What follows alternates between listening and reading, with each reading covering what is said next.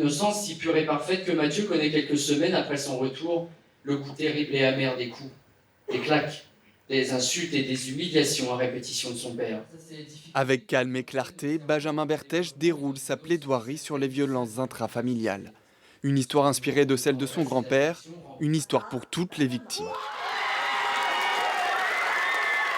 Je suis super fier de pouvoir avoir porté mon message et de pouvoir avoir donné la parole à tous ces enfants qui ne l'avaient pas.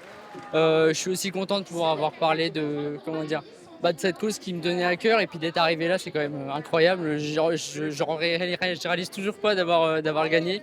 Et que moins de 5%. Il aura fallu presque une année de travail à ces lycéens. Officiellement un seul vainqueur, mais l'important n'est pas là.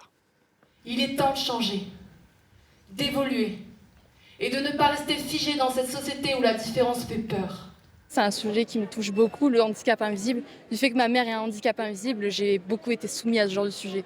Donc c'est vraiment une plaidoirie qui me touchait de faire ça. D'abord sélectionné dans leur lycée, puis au niveau départemental, le parcours a été long.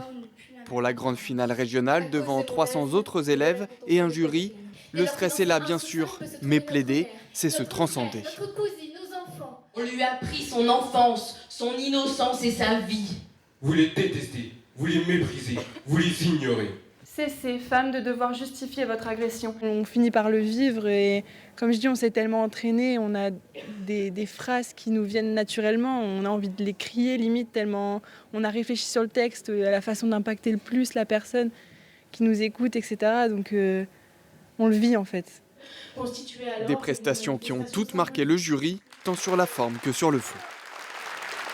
Il y a eu des candidats qui ont dit qu'il faut se battre pour l'effectivité, pour la réalité de ces droits. Ils ont raison, il faut se battre. Ils étaient 13 en finale, mais au total cette année, 2000 lycéens ont participé au concours de plaidoirie.